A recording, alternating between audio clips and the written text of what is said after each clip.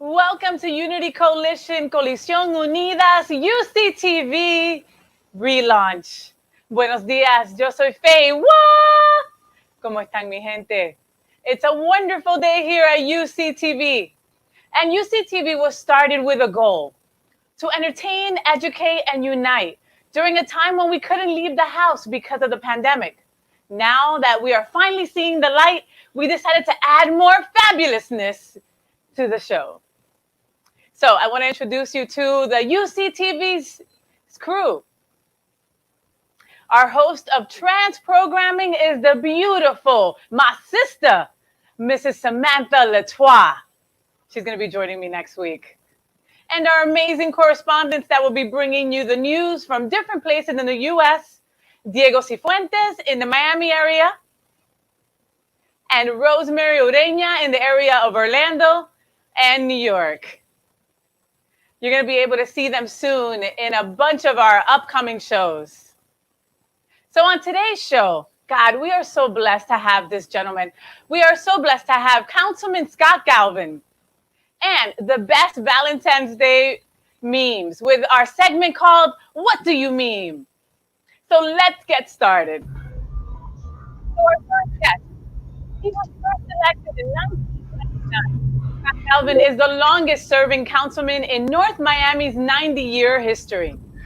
As of this writing, he is also the longest serving openly gay legislator in the state of Florida. Professionally, he is currently the executive director of Safe Schools South Florida, a nonprofit focusing on providing safe space for LGBTQ youth.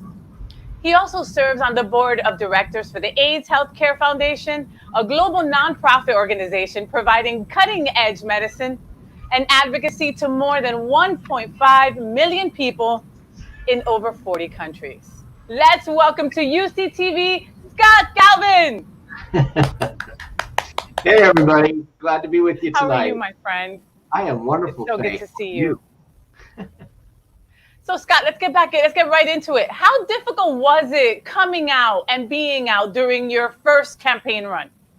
You know, it's funny. I came out not long after I'd actually been elected. And when I came out, I did it because at the time, President Bush was talking about amending the Constitution to make gay marriage illegal against the Constitution, to say that it was only marriage could only be between one man and one woman. And I was like, you know, Scott, you can't just sit around and let this happen and not take a public stand. So I made the decision to come out publicly. It was interesting because I didn't expect the reception that I would get, positive and negative, but I was perhaps the first openly elected official to come out while in office. And this was here in North Miami. Yeah, in the city of North Miami, and you know, the Miami Herald ran a story on it. They did a front page feature in their weekend section on it. So I would have never guessed. You would have thought the first openly gay legislator would have been back in the 60s or maybe the 70s. That I was doing it in the early 2000s was a little unexpected. Very. I mean, I live in North Miami, as you guys know, and I love North Miami, but it's not the most progressive or the most liberal city in the world. Did you get any backlash? Yeah, I even saved the letters. I got a lot of people who sent, you know, letters of congratulation and support. Then I had one woman who wrote, and she was very, very, very heavily Christian, and, you know, noted how she thought my life was sin against God and that I would probably not go to heaven. But then she closed it saying she thought I should run for mayor because I'd make a good mayor. So and now she's your campaign manager. Right, exactly. But so it was really weird to get that type of reception, but it was good. So as the longest running person in government for us, and then first of all, thank you so much for that. How exciting is it that like now more political leaders like yourself that are out will be representing us in government?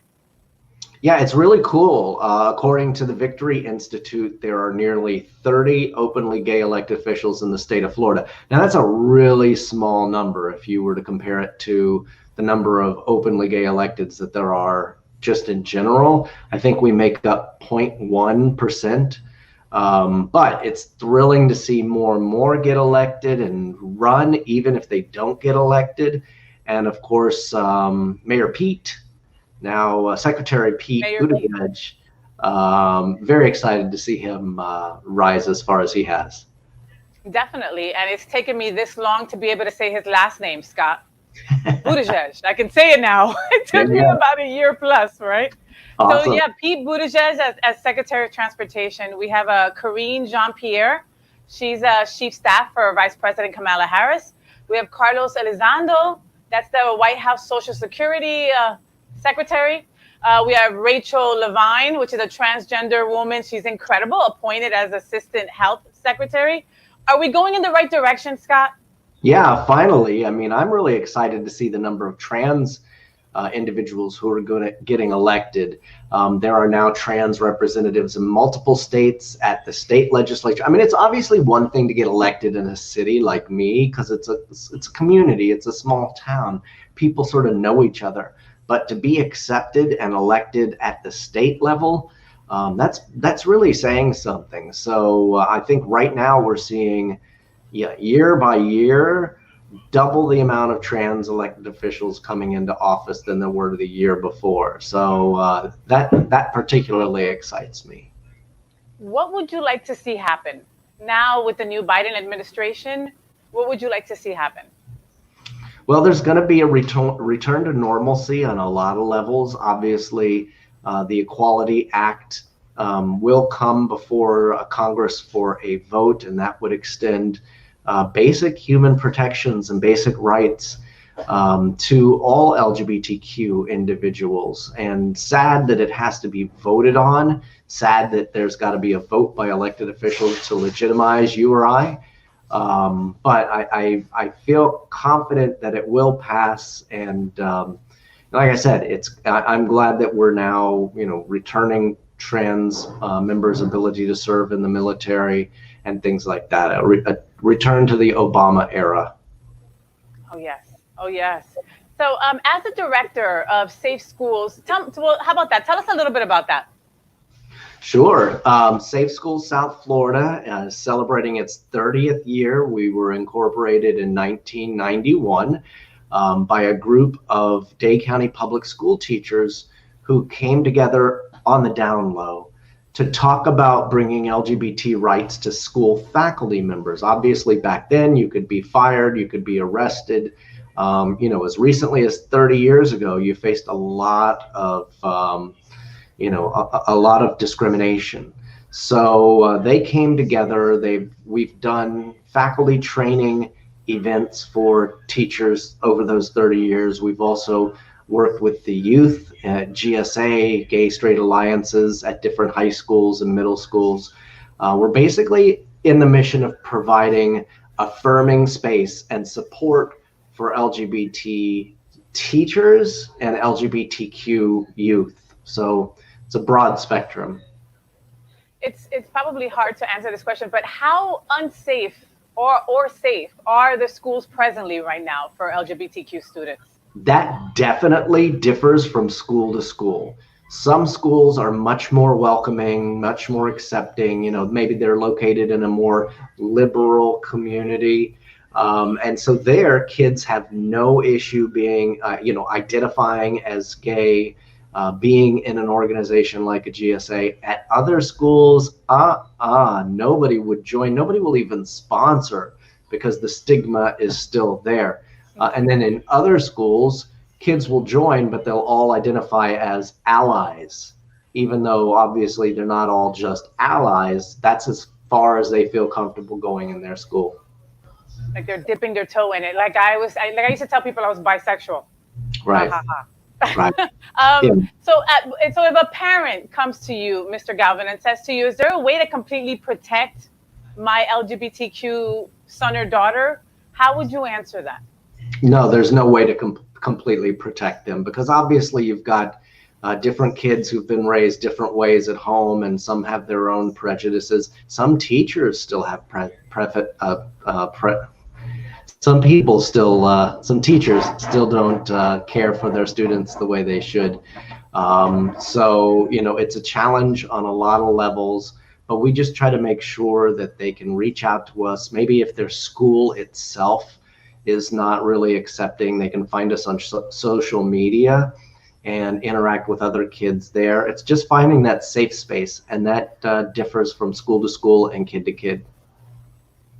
We had a friend of ours of UCTV that their daughter was unfortunately going through something like that with a teacher that would refuse to refer to her in the pronouns that she wanted. Right. Is that something that people experience a lot, that students, LGBTQ youth see a lot? Yeah, a lot of school teachers will not refer to them by the name the kid wants to go by, but rather their dead name. The name that may still be on their birth certificate is certainly still on their school records. But the teachers who do that are doing so, mockingly.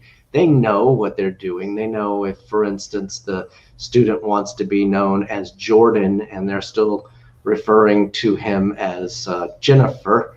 They know what they're doing, but it's their way, they think, of protesting against those liberals. Yeah, I understand. Is there a particular situation, Scott, that you carry around with you that okay, because of this is why I do what I do? Like a certain situation that happened that you'll never forget, that opened your eyes to this kind of problem? Not particularly, going back historically. Obviously, I was a teenager when AIDS first broke out. And I read stories on the daily about people who were fighting the disease, who were fighting stigma, people who went to the hospitals and died alone. I mean, that really pulls at my heartstrings, not just as a gay man, but as somebody who just cares about humanity.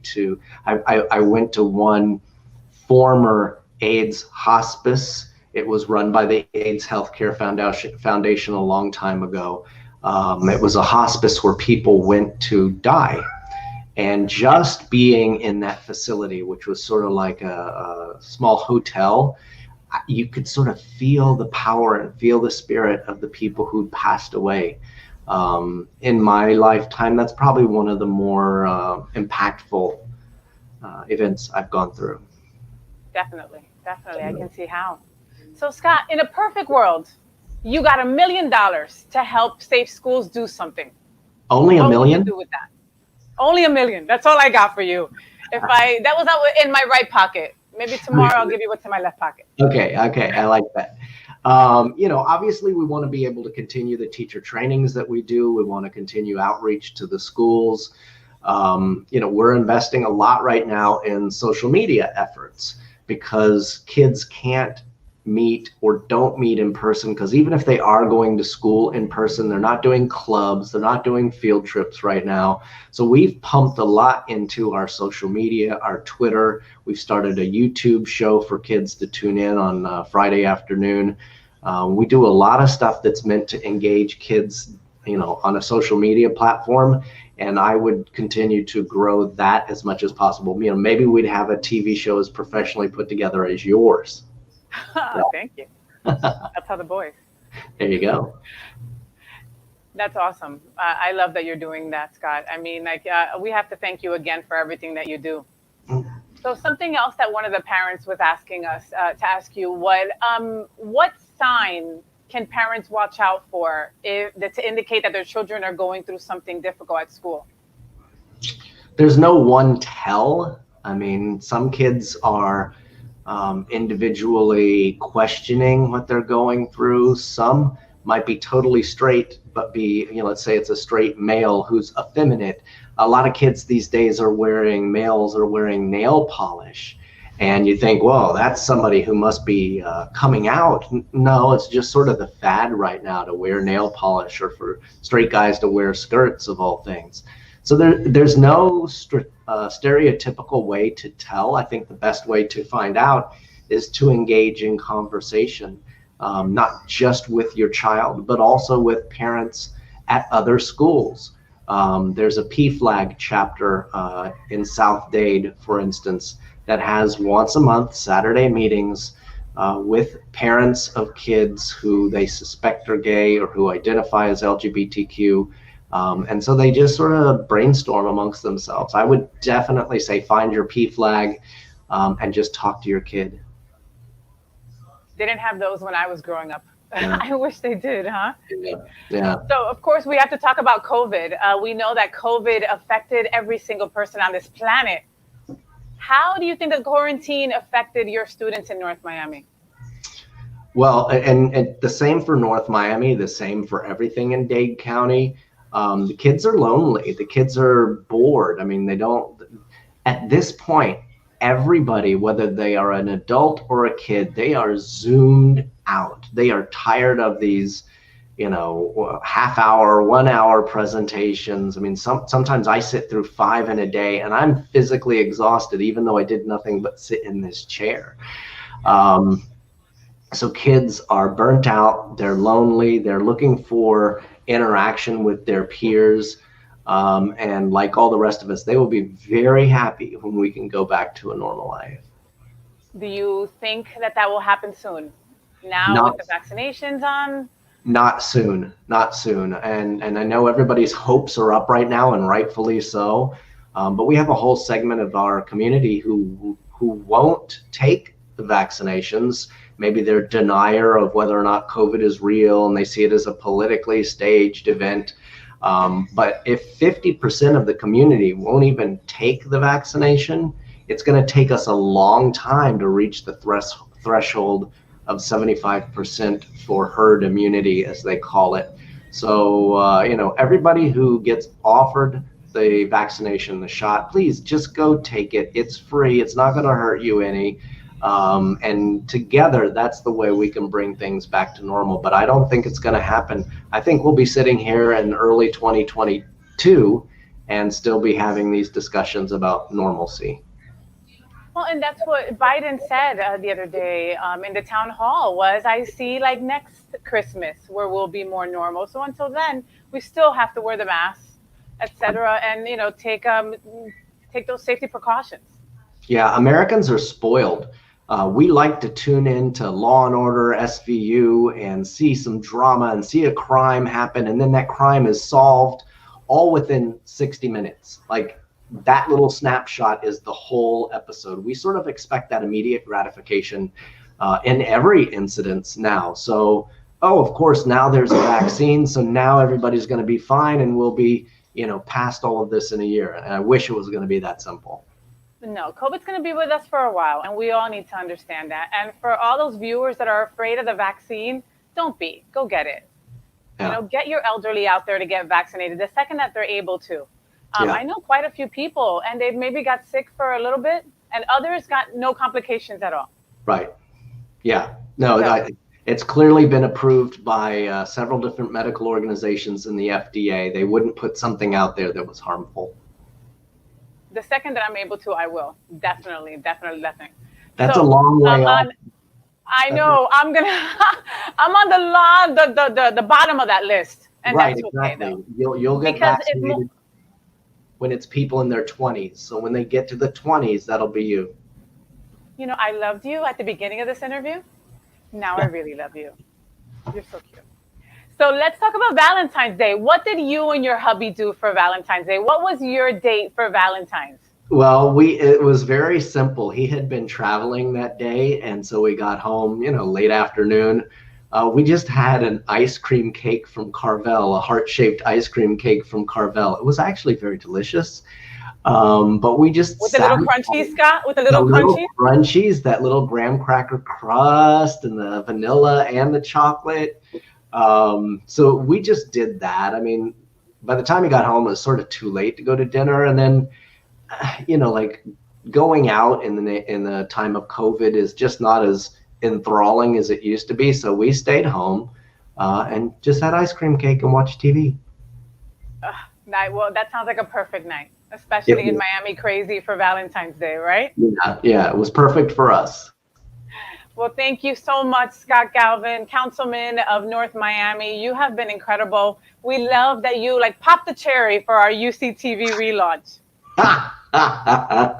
Put that on my tombstone. I will. I love you, and I love the fact that you love dogs as well. Don't forget family out there. Scott Galvin, he even rescues pups. Yep. All right? His love and compassion for everyone and everything that is living has the highest level ever. How do you find time to be sitting in front of us? Well, luckily I didn't have to travel far because I'm in my living room, and luckily I didn't have to get too dressed up because I'm wearing shorts. Listen, like I told you you're lucky I'm wearing pants.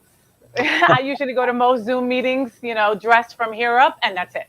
Yeah. Yep. Now you know my secrets. Thank you very much, mister. I appreciate you. Thanks, Faye. We hope to see you again, okay? Definitely will. Thanks, guys, for UCTV being back on the air. Yay! So I want to remind you all that UCTV could not be possible if it wasn't for Unity Coalition, Coalition Unida, representing Latinx, Hispanic, and Indigenous LGBTQ leadership and pride in equality, education, and empowerment since 2002. So go check out unitycoalition.org. Siempre ayudando nuestra comunidad. So let's talk about microgiving and UCTV's microgiving fund. Unity Coalition, Coalición Unida's microgiving incubator fund is about community building. It's a startup support, and it also gives hope. Microgiving is most often thought of as the charitable donation of small increments of money from a single donor to a specific recipient. But over the last decade, this giving option has grown and evolved to include a variety of needs, including ideas, resources, and funding opportunities for those who need it. Unity Coalition, Coalición Unida, trae microgiving a la comunidad TLGBTQ del sur de la Florida con un enfoque en lo que las personas necesitan ahora mismo y la oportunidad de ayudarlos a estar un paso más cerca de la estabilidad, la prosperidad, la devolución y el cumplimiento de sus sueños.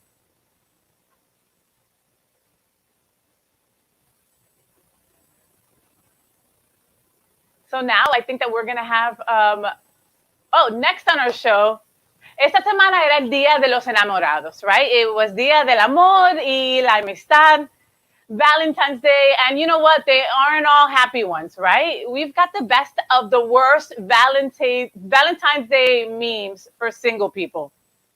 Okay, we've all been single sometime, right? We all remember that lonely Valentine when we were like, boo-hoo-hoo. Well, we've got some memes to make you laugh, all right? So here's the first meme. Is Netflix a Valentine? Well, yes, it could be. It totally could be a Valentine. Why not? Listen, sometimes your best partner is Netflix. Next, we've got, don't be sad about that one day out of the year that you've got no one. Most people don't want to be around you the rest of the year either. I love that one. Next, a Valentine's Day table for one. Listen, it's COVID safe, right? That's not bad. Next up, I love the Star Wars. I will be spending my Valentine's Day like Hans Solo. I love Han Solo. Next, do you have a date for Valentine's Day? Yes, February 14th. Cue in the Office reference. You know, I'm the only one on this planet that has never seen The Office or Game of Thrones. Okay, don't shoot me. Next, just saved a ton of money on Valentine's Day by switching to single. That's the gecko right there. I love that one. Next, love is in the air. Wrong, coronavirus is in the air. That's Sheldon from the Big Bang Theory. I love that. Yes, that's how it was me. That's how I was at the beginning of COVID, walking around with a spray everywhere I went. Next, you don't have to be sad about single on Valentine's Day. If you remember that you're alone every other day too. Oh, that's pretty sad. Oh, I'm so sorry. But I do remember being alone on Valentine's Day, so that was mean. Okay, that was my favorite. Number 9, will you be my quarantine? Listen, I know people that quarantine and decided that they didn't like each other anymore. So be happy and think twice of who you choose to quarantine with. And number 10, damn, are you coronavirus? Because your smile is contagious. Be mine. Sounds kind of stalkerish, right? Be mine. Que susto. So those were the worst and the best sad single Valentine's Day memes. Do you have some of your favorite memes that we should have on UCTV? So send them our way. We want to see them. Put them on our Instagram page at UCTV_Unity Coalition. And you never know, your meme might be on our next show at UCTV.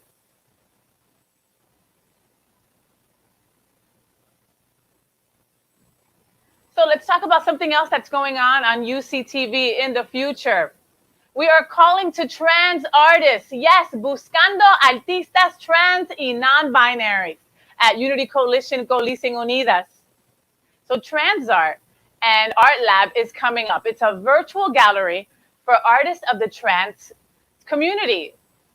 And it's going to be fantabulous. So if you are an artist, if you are a trans artist, and you've got some kind of art that you want us to display, send it over because we want to see it. We want to give you that display. So the Art Lab exhibit explores art and events of the trans experience, providing a virtual gallery of works by local and international artists. The virtual gallery joins our ongoing partnership with Prideline's LGBT Community Center, located at 6360 Northeast 4th Court, Miami. We love you guys. So, and we've also got a brick and mortar gallery at Art Lab at Pridelines, overseen by Unity Coalition, with local and national and international artists and their works. And, their work will be featured all year round, and it will be open to the public. The nearly 600 square feet gallery space boasts double height ceilings and an open floor plan and plenty of space to create, explore, and put your art up. It's going to be beautiful. Art Lab's virtual gallery artists and their work are considered throughout the year. And Art Lab is a virtual artist lab and exhibit space. So send your art over because we want to see it. Applications available at unitycoalition.org. Or you can also send them to our own Miss Samantha at unitycoalition.org.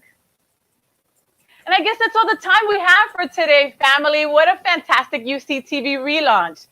Make sure that you join us on our next show while we'll be discussing discrimination in our schools with Caridad Moro, love her, Delaney Seals and Izzy Miller, and my co-host, the beautiful Miss Samantha Letois. We'll be discussing also the trans violence that is currently taking place on the island of Puerto Rico. So make sure you follow us on all social media platforms. Thank you to our first guest ever at the UCTV relaunch, Scott Galvin. Thank you to Luis Flores, Herb Sosa, our executive producer, and Luis Flores, our producer and director. I am FayWhat y lo veo la próxima semana. Aquí mismo on UCTV. Los quiero.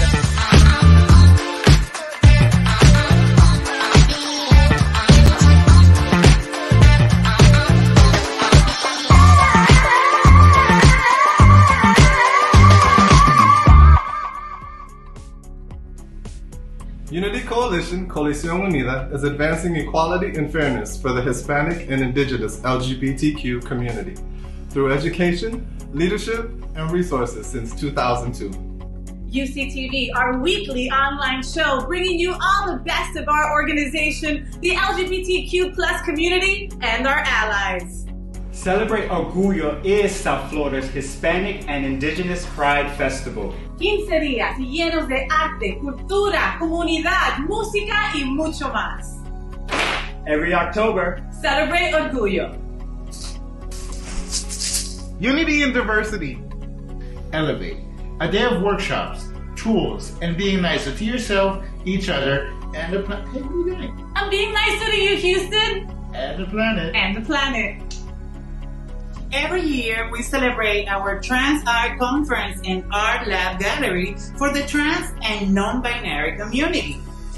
All inclusive, our microgiving incubator fund provides funding and mentoring for startup businesses and continued education to help you achieve your goals. Giving back. Not only do we support our community in South Florida, we also do work in Colombia and into South America. Con recursos comunitarios, mucha ayuda, educación para nuestra comunidad más vulnerable, estamos también dando equipos de bioseguridad, pero sobre todo mucho amor. Unity Coalition Coalición Unida es tu organización for the Latinx, Hispanic, Indigenous, and LGBTQ communities. For more information, go to unitycoalition.org. That's unitycoalition.org.